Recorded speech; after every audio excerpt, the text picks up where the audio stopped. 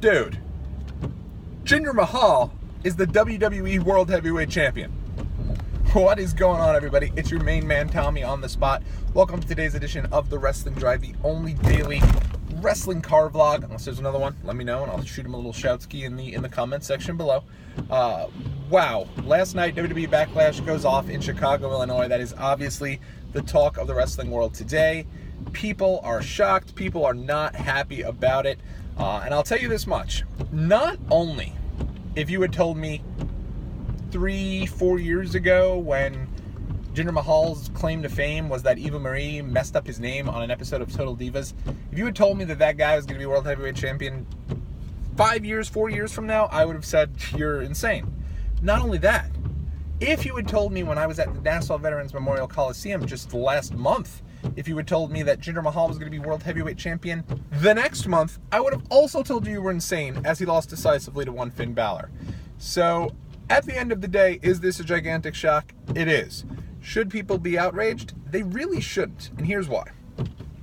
At the end of the day, I remember back at, I was at Survivor Series 2013, and at the end of the day, it ended with John Cena and Randy Orton. And when it did end with those guys, it was kind of like, oh, God, John Cena and Randy Orton again? And John Cena and Randy Orton, of course, put the belts together and would go on to have a couple more matches down the road. But the problem with that was, even though those are two all-time greats and we all love both of them, well, at least most of us do, some of us do, at the end of the day, it became very much, you guys are a little slanty there, I apologize. It became very much like been there, done that with those two guys. And the problem with that was that they had probably, I'd say, in excess of 20 main event matches. So at the end of the day, everyone complained about that and was hoping for something new. Now, I know in a perfect world, everyone hopes that this was Sami Zayn or maybe somebody like, the Perfect 10, Ty Dillinger, someone like that who was in the main event picture, someone who maybe had, that people feel like had been on the rise at least, because I don't think the problem necessarily with Jinder Mahal is that he's awful. I think it's more about the fact that this guy was losing and then out of nowhere shows up on SmackDown during the Superstar Shakeup and is now, boom, top of the card, beating the likes of Randy Orton. That being said, this is something different. And I'll tell you this much. If you watched that main event last night between Jinder Mahal and Randy Orton, when Jinder Mahal gets that win, it was a reaction that I've only seen before from the crowd, and the WWE has been overdoing it with those crowd reactions, but last night it was done to a T. I hadn't seen a reaction like that since Brock Lesnar beat The Undertaker. Maybe when Goldberg beat Brock Lesnar at Survivor Series, but that was more of like a celebratory, oh my God type thing. This was kind of the same reaction as Brock Lesnar beating The Undertaker. So people have a reaction about this, and at the end of the day, WWE says they put smiles on people's faces, and that's true, but at the end of the day, they also work toward your emotions, and sometimes they give you the happy emotions, sometimes they take the life out of you. Daniel Bryan winning the title at SummerSlam 2013, the ultimate high. Randy Orton cashes in, the ultimate low. They get you emotionally invested, and I feel like there are a lot of people who are emotionally invested. I could always, by the end of the night, I could always tell if a show was successful based on the fact that, like, my casual wrestling fans are shooting me a text to say, wait a second, is Jinder Mahal really the World Heavyweight Champion? The same, and this is not the Universal Champion. This is the same, this is the Hogan belt, right? This is the Hogan, the Brett, the Shawn belt. This is the WWE World Heavyweight Champion, and Jinder Mahal is, in fact, right now, he's the guy. He won the belt yesterday over Randy Orton. And now what I will say about Randy Orton, as much as I like Randy Orton, he's been around a while, he doesn't need the belt. Him being world champion, in my opinion, doesn't do anything for him. He's 13-time champ. It's like when John Cena won the 16-time. He won his 16th title at Royal Rumble. It was kind of like Cena again. I love Cena and all, but like he doesn't need to be champ. Same thing with Randy Orton. Randy Orton's at that point right now where he does not need to be the champion, and so why not? Let's see where this goes with Jinder before we all, go crazy about this. I'm willing to at least give it a chance. When JBL won the title back in 2004, it was out of left field. And I think towards the end, JBL really kind of, he did his thing, and kind of even kind of brought that belt up a bit, I feel like. And maybe that's just my opinion, but that's kind of how I felt. So, other things about the show. What I will say is this.